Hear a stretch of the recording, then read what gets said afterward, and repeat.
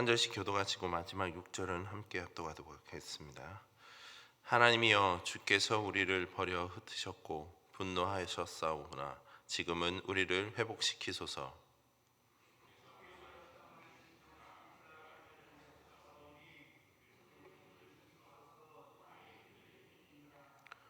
주께서 주의 백성에게 어려움을 보이시고 비틀거리게 하는 포도주를 우리에게 마시게 하셨나이다.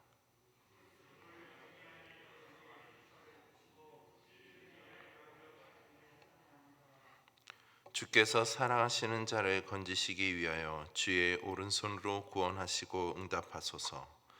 하나님이 그의 거룩하심으로 말씀하시되 내가 뛰놀리라. 내가 세겜을 나누며 숫고 골짜기를 측량하리라. 아멘. 잠시 기도하겠습니다. 하나님 감사합니다. 오늘 하루의 시작을 또 먼저 주의 말씀과 기도로 나아갑니다. 오늘 하루의 삶 속에서도 주님 우리 안을 동행하여 주시고 또 우리의 마음속에 여러 가지 염려와 근심 속에 있는 모든 일들 주님께서 지혜와 믿음을 주셔서 온전히 하나님만을 의지하며 그 믿음 가운데 선택하는 삶을 통해 실천하며 살아갈 수 있도록 주님 우리와 함께하여 주시옵소서. 오늘 하루의 삶 속에서 오직 주님과 함께함을 더욱더 기쁨과 감사함으로 하나님 앞에 아뢰오며 또 주님과 늘 동행하는 믿음의 삶이 될 수 있도록 주님 축복하여 주시옵소서. 감사드리며 예수님의 이름으로 기도드립니다. 아멘. 오늘 본시는 사무엘하 8장 13절 14절과 또한 역대상 18장 12절 13절에 나오는 그 사건과 관계가 있습니다. 사무엘서에 보면 다윗은 유다와 에돔의 경계인 옆곡 즉 소금 골짜기에서 아랍 산과 에돔 사람 18,000명을 쳐 죽이고 돌아와 명예를 얻은 내용을 기록하고 있습니다. 반면에 오늘 본시에서는 다윗이 북방 지역 정벌을 나서자 이스라엘의 경계가 허술한 그 틈을 타서 에돔 족속이 침략의 때를 배경으로 기록하고 있습니다. 이처럼 역사서의 기록을 볼 때 본시의 배경이 되는 북방 정벌 전쟁이나 소금 골짜기 전투에서 이스라엘은 대승을 거두게 됩니다. 그럼에도 불구하고 본시에서는 전쟁에 패한 자의 그 참담함과 승리를 위한 간구가 기록되어 있습니다. 이러한 시간적 순서를 볼 때 본시는 에돔과의 전투에서 승리를 거두기 이전에 일시적으로나마 이스라엘이 위기에 처했을 때 지은 시라 할 수 있습니다. 그렇다면 이스라엘의 그 일시적인 전쟁의 패배의 원인은 과연 무엇일까요? 1절 말씀을 보시면 하나님이여, 주께서 우리를 버려 흩으셨고 분노하셨사오나 지금은 우리를 회복시키소서. 지금 다윗은 자신들의 패배가 하나님께서 자신들을 버리셨고 또한 흩으셨고 분노하셨음을 이야기하고 있습니다. 다윗은 근본적으로 현재 전쟁에서 패배하고 있는 그 원인을 군사적인 어떤 능력이나 전술적인 측면에서 찾고 있지 않습니다.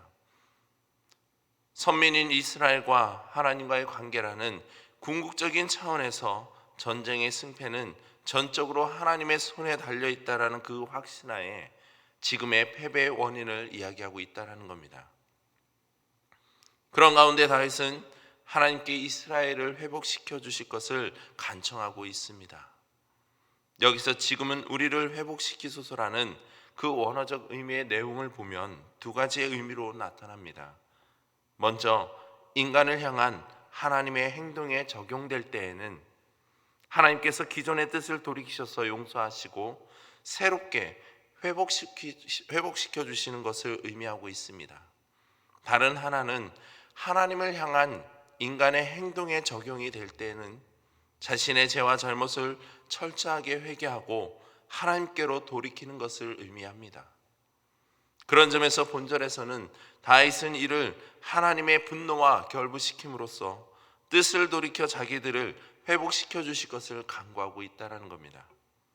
무엇보다 다윗은 3절 말씀을 통해서 주께서 주의 백성들에게 어려움을 보이시고 비틀거리게 하는 포도주를 우리에게 마시게 하셨나이다라는 이 표현을 통해서 지금 자신들이 처한 상황 등이 얼마나 큰 위기 가운데 있는지를 이야기하고 있습니다.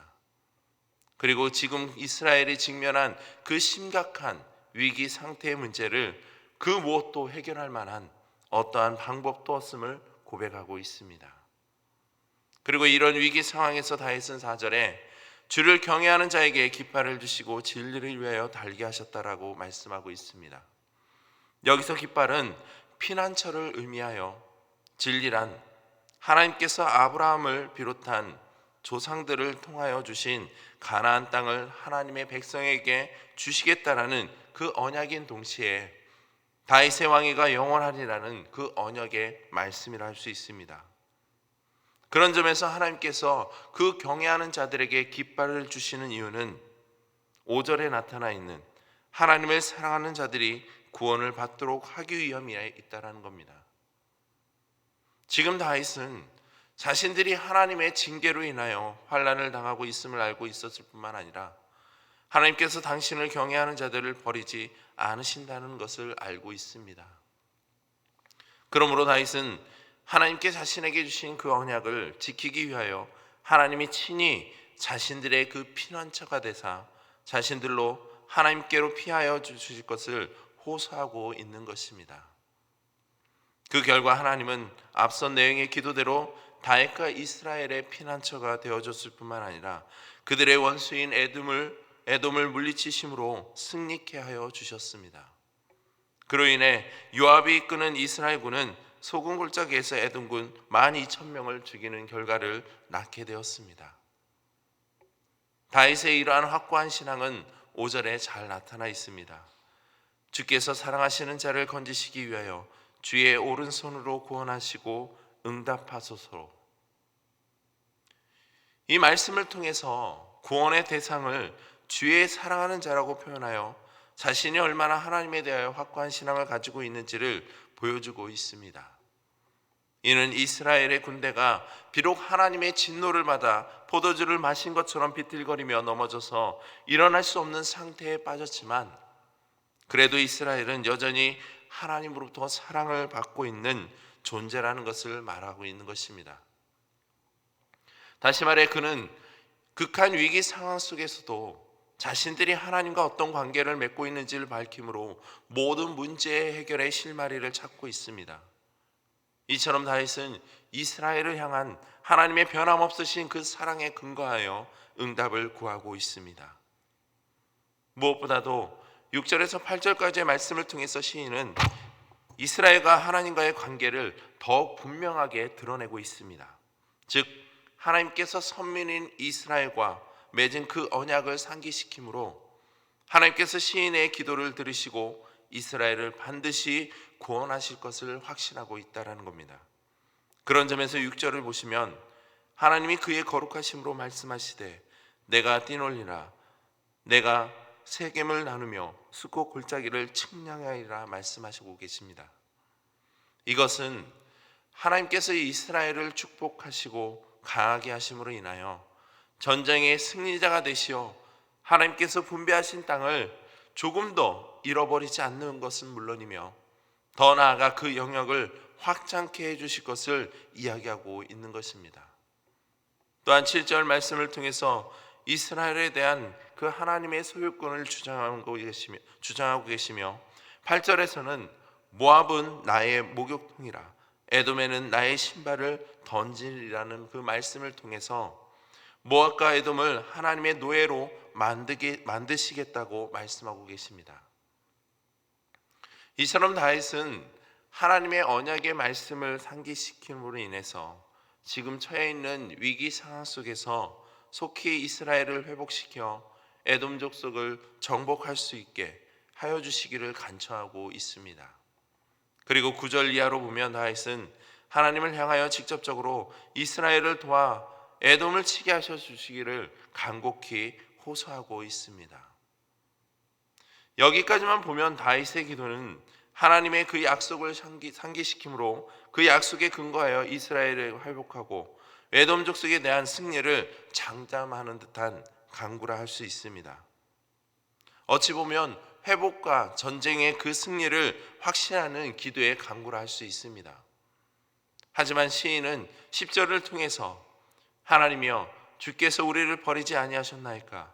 하나님이여 주께서 우리 군대와 함께 나아가지 아니하시나이까? 라고 말씀하며 하나님께서 자신들을 버리시고 또한 자신들의 군대와 함께하지 않았음을 이야기하고 있습니다.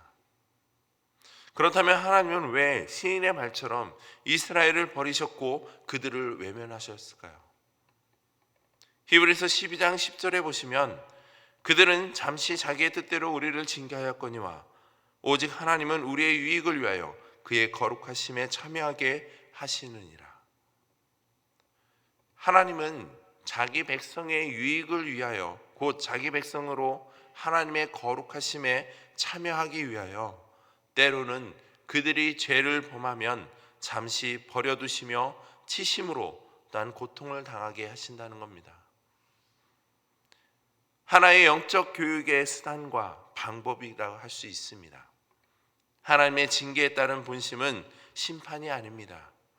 백성들로 하여금 의와 평강의 열매를 맺게 하시며 제약된 길로 가는 것이 아니라 올바른 길을 걷도록 하기 위하여 때로는 그와 같이 고난과 여러 가지 고통의 길을 걷게 하신다는 겁니다.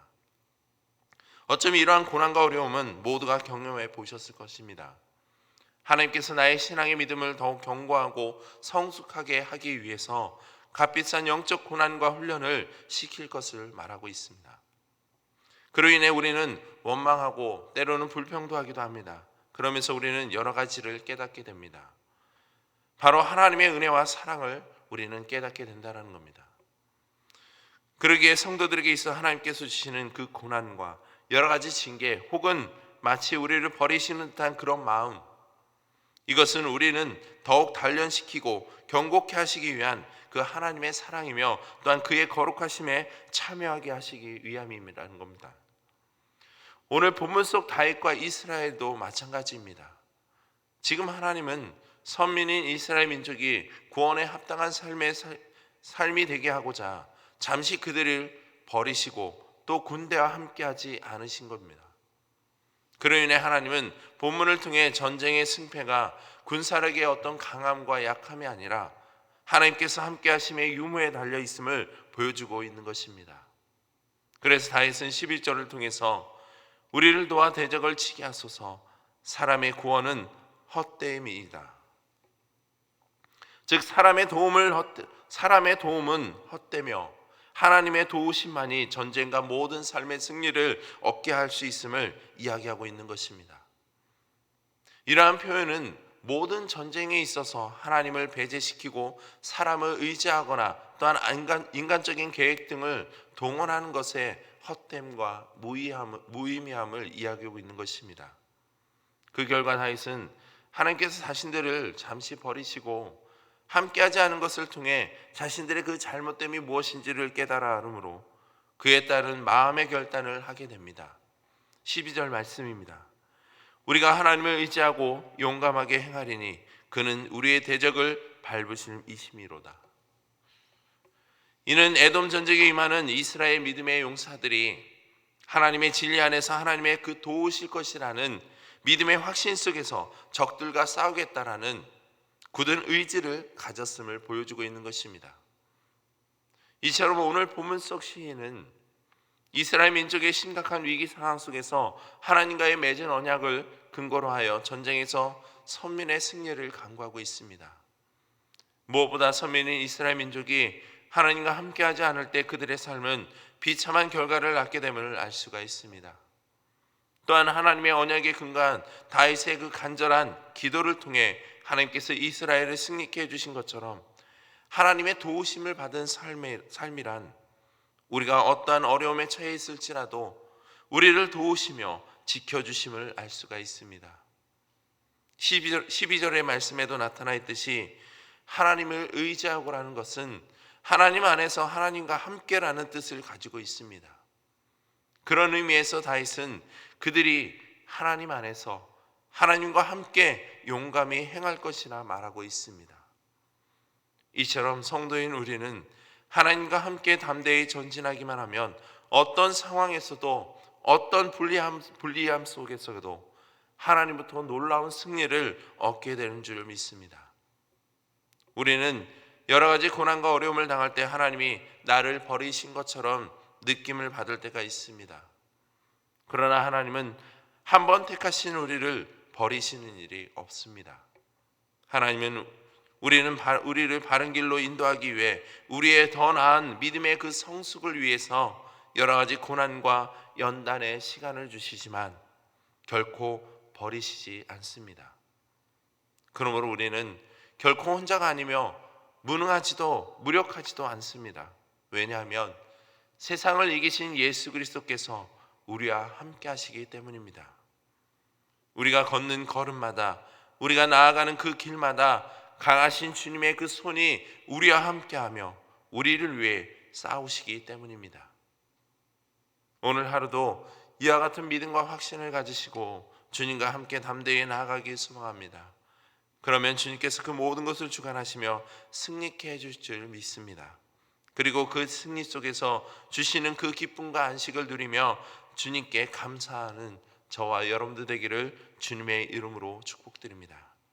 이 시간 기도하실 때 매일매일 삶 속에서 주님과 함께하며 온전한 믿음을 이어갈 수 있도록 어떤 상황 속에서도 늘 주님과 동행하는 그 믿음과 확신이 있게 기도하시고 계속해서 교회와 성도들의 삶의 안녕을 위해서 또한 다음 세대들의 그 믿음의 성숙을 위해 함께 기도해 주시기 바랍니다. 그리고 이 나라 국민들을 위해 세계 열방 가운데 흩어져 있는 모든 선교사님들을 위해서 기도해 주시고 마지막으로 앞에 보이는 기도의 제목들과 또한 여러분들이 가지고 계신 기도의 제목들을 놓고 이 시간 함께 기도하겠습니다. 하나님 감사합니다. 오늘도